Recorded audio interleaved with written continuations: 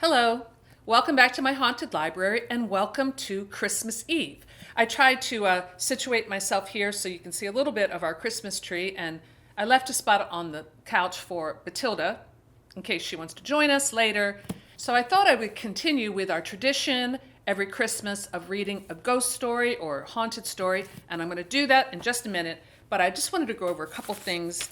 Got some mail that I thought I would share, so let's take a look. So this one I already opened. I couldn't stop myself. This is from the Analog Horror Club. This is my friend James. He has like a pen pal club where he sends out, and I'll link his stuff below. He sends out a short story every month that he writes on his haunted typewriter of doom, I think it's called. And then he also includes, yeah, here we go, a little letter. I made the mistake of ripping the seal, but I can still read it. And I have my Demon Hunters Union card. I don't have a TikTok account, but I have been watching some of his demon hunting videos when he shares them on Instagram. They're hilarious. I think he got like 1 million views on TikTok, which is amazing. So I'm going to link that below. Check it out. He's really funny. And he and I may be working on a project this year. So more about that in the future. And here is looks like a Christmas card. So let's take a look. Yes. Warm wishes. Dear Regina and Batilda and Lily, of course. Well, Batilda will be happy about that. Hope you have a lovely Christmas and wishing you a wonderful 2022. Love from Alex from the BookuBus. Thanks, Alex. It's really, really nice. It just gives me a good Christmas feeling. So, and also I wanted to mention Serve Cold. It's been selling like hotcakes. I'm really happy that, especially the print version. I'm really, really pleased that people are buying the print version. And look how great these look together. Will we do another one? A couple of people have been asking me that. I'm not ruling it out, although this was a lot of work. I need to take a little break. I did want to share some good news about local haunts, and that is that through the proceeds from this anthology, so any profit that was made after cost goes to the charity firstbook.org. I'll link it below. And this year we were able to make a $500 contribution. So that money goes towards kids getting access to books and other educational materials. It kind of reminds me of, like the old book fairs that come to school. I hope they still do that. That was like my favorite part of the year in school was the book fair. It was so much fun. I hope they still do that. But First Book kind of has that vibe. It's like a book fair for kids, but they don't have to pay for them, which is amazing. So thank you for anyone who purchased a copy of Local Haunts. It is still on sale. The ebook is on sale for the rest of the year for 99 cents if you want to get yours. Served Cold's proceeds will also go to First Book. So it feels good to make that contribution. Okay, so now on to the ghost story. I keep saying ghost story, but it's not really ghost story. This is from my complete works of Edgar Allan Poe. For some reason, well, this is the third year in a row, I'm choosing a Poe story just because I love Poe. And I don't know why it would remind me of Christmas, but there is an old tradition of reading ghost stories at Christmas, and I don't know, it just seems right. So this is one of my favorite of Poe's stories. And I think it's because, anyone who loves animals, I think that this story really gets under your skin. Because it does, I have to give a trigger warning, it does deal with animal abuse. I think I need to say that, yeah, because it's disturbing. It's really, really disturbing. And that doesn't mean that the animal doesn't get the upper hand. So in case you haven't figured it out, the story I'm reading this year is The Black Cat. Now I did abridge it a little bit because it's a bit longer story, so I cut it down, but the basic story is here. So sit back, pour yourself a nice glass of wine or your favorite beverage, and let's listen to The Black Cat. Hopefully Batilda will show up. All right, here we go. For the most part, yet most homely narrative which I am about to pen, I neither expect nor solicit belief, Mad indeed would I be to expect it, in a case where my very senses reject their own evidence. Yet mad I am not, and very surely do I not dream. But tomorrow I die. And today I would unburden my soul. My immediate purpose is to place before the world plainly, succinctly, and without comment a series of mere household events. In their consequences, these events have terrified, have tortured, have destroyed me. Yet I will not attempt to expound them. To me they have presented little but horror. To many they will seem less terrible than baroques. Hereafter, perhaps, some intellect may be found which will reduce my phantasm to the commonplace. Some intellect more calm, more logical, and far less excitable than my own, which will perceive in the circumstances I detail with awe nothing more than an ordinary succession of very natural causes and effects. From my infancy I was noted for the docility and humanity of my disposition. My tenderness of heart was even so conspicuous as to make me the jest of my companions. I was especially fond of animals, and was indulged by my parents with a great variety of pets. With these I spent most of my time, and never was so happy as when feeding and caressing them. This peculiarity of character grew with my growth, and in my manhood I derived from it one of my principal sources of pleasure. To those who have cherished an affection for a faithful and sagacious dog, I need hardly be at the trouble of explaining the nature or the intensity of the gratification thus derivable. There is something in the unselfish and self-sacrificing love of a brute which goes directly to the heart of him who has had frequent occasion to test the paltry friendship and gossamer fidelity of mere man. I married early, and was happy to find in my wife a disposition not uncongenial with my own. Observing my partiality for domestic pets, she lost no opportunity of procuring those of the most agreeable kind. We had birds, goldfish, a fine dog, rabbits, a small monkey, and a cat. This latter was a remarkably large and beautiful animal, entirely black, and sagacious to an astonishing degree. In speaking of his intelligence, my wife, who at heart was not a little tinctured with superstition, made frequent allusion to the ancient popular notion which regarded all black cats as witches in disguise. Not that she was ever serious upon this point, and I mention the matter at all for no better reason than that it happens just now to be remembered. Pluto.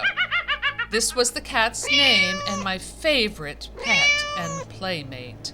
I alone fed him, and he attended me whenever I went about the house. It was even with difficulty that I could prevent him from following me through the streets. Our friendship lasted in this manner for several years, during which my general temperament and character, through the instrumentality of the fiend intemperance, had, I blush to confess it, experienced a radical alteration for the worse. I grew day by day more moody, more irritable, more regardless of the feelings of others. I suffered myself to use intemperate language to my wife. At length I even offered her personal violence. My pets, of course, were made to feel the change in my disposition. I not only neglected, but ill-used them. For Pluto, however, I still retained sufficient regard to restrain me from maltreating him, as I made no scruple of maltreating the rabbits, the monkey, or even the dog, when by accident or through affection they came in my way. But my disease grew upon me, for what disease is like alcohol? And at length even Pluto, who was by now becoming old, and consequently somewhat peevish, even Pluto began to experience the effects of my ill temper. One night, returning home, much intoxicated, from one of my haunts about town, I fancied that the cat avoided my presence. I seized him, when in his fright at my violence he inflicted a slight wound upon my hand with his teeth. The fury of a demon instantly possessed me. I knew myself no longer.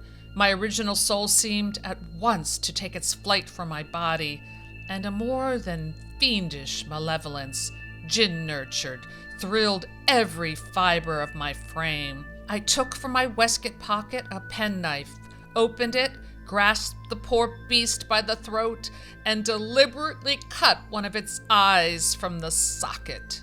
I blush, I burn, I shudder, while I pen the damnable atrocity. When reason returned with the morning, when I had slept off the fumes of the night's debauch, I experienced a sentiment half of horror, half of remorse for the crime of which I had been guilty. But it was at best a feeble and equivocal feeling, and the soul remained untouched.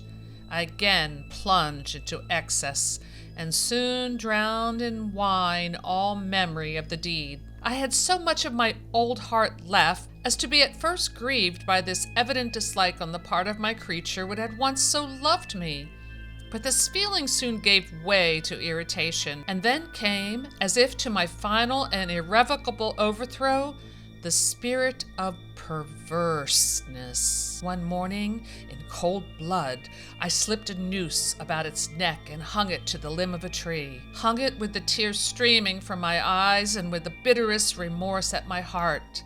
Hung it because I knew that it had loved me, and because I felt it had given me no reason of offense. Hung it because I knew that in doing so I was committing a sin, a deadly sin that would so jeopardize my immortal soul as to place it, if such a thing were possible, even beyond the reach of the infinite mercy of the most merciful and most terrible God. I went so far as to regret the loss of the animal, and to look upon the vile haunts which I now habitually frequented, for another pet of the same species and of somewhat similar appearance, with which I supply its place. One night as I sat, half stupefied, in a den of more than infamy, my attention was suddenly drawn to some black object. It was a black cat, a very large one, fully as large as Pluto, and closely resembling him in every respect but one. Pluto had not a white hair upon any portion of his body, but this cat had a large, although indefinite, splotch of white, covering nearly the whole region of the breast. Upon my touching him, he immediately arose, purred loudly, rubbed against my hand, and appeared delighted with my notice. I continued my caresses, and when I prepared to go home, the animal evinced a disposition to accompany me. When it reached the house, it domesticated itself at once, and then became immediately a great favorite with my wife. For my own part, I soon found a dislike to it arising within me. This was just the reverse of what I had anticipated, but I know not how or why it was. Its evident fondness for myself rather disgusted and annoyed me.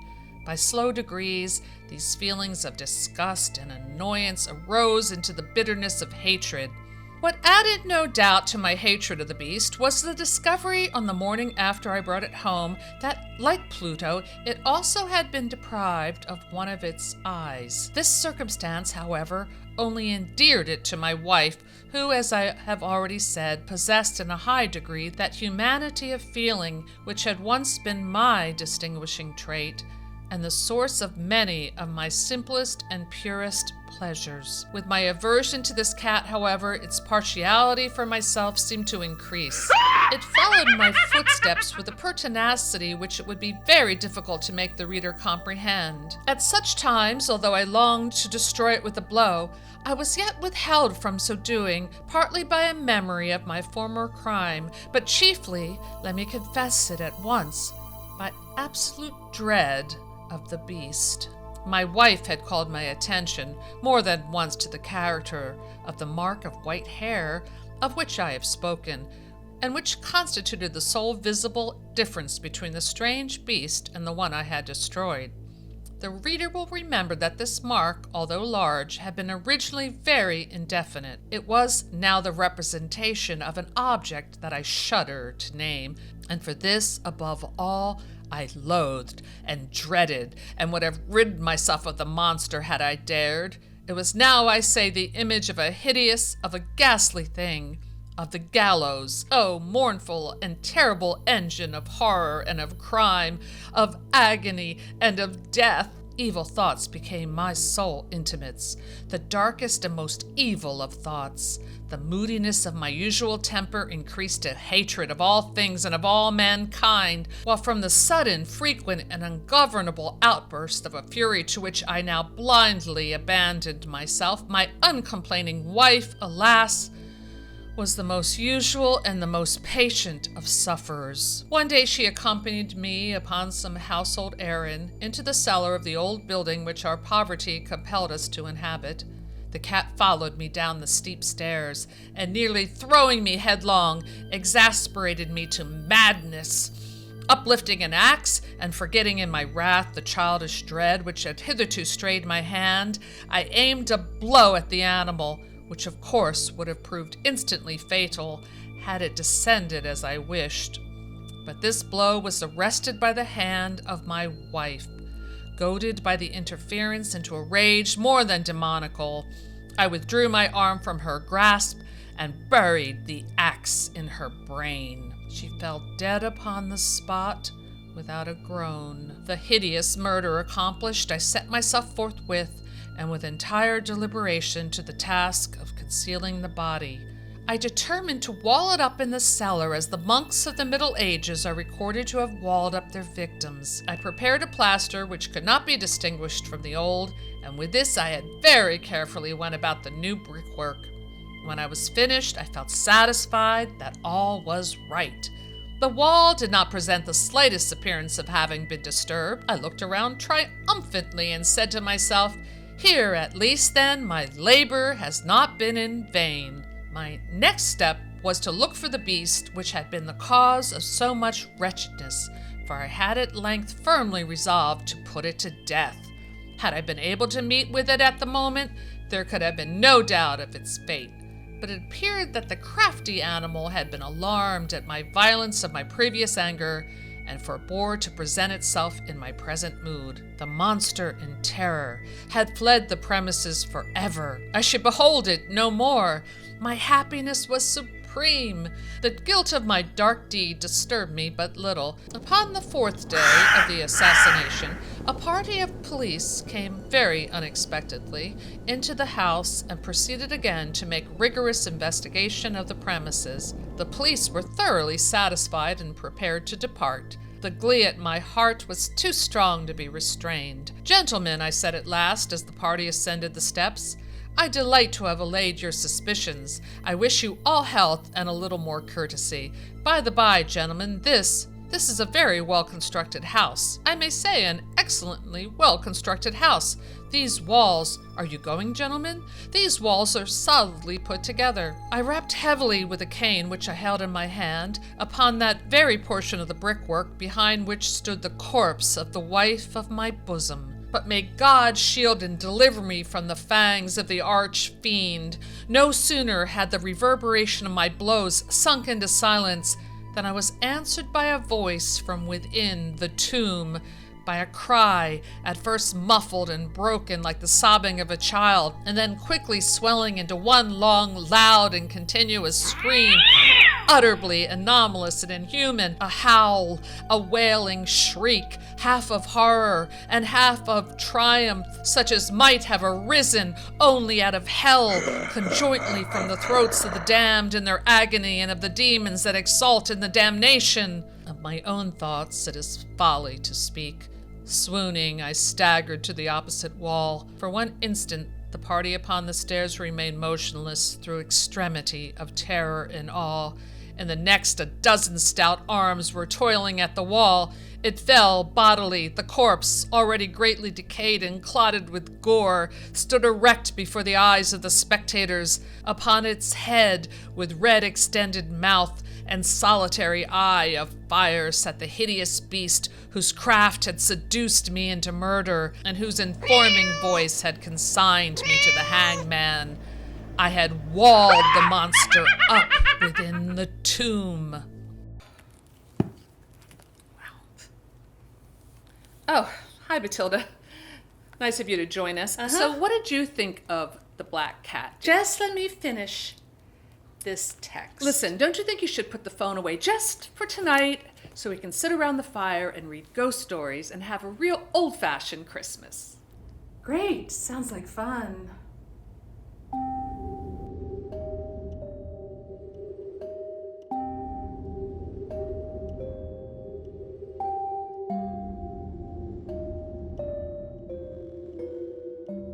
This has not been an easy year for any of us, but I hope that moving into the new year, we keep love in our hearts and horror on our shelves and in our hands, and not just on the shelves, and that we have an amazing year. So from myself, Matilda, and all of our friends here at the Haunted Library, we wish you a very Merry Christmas and a Happy New Year. Bye!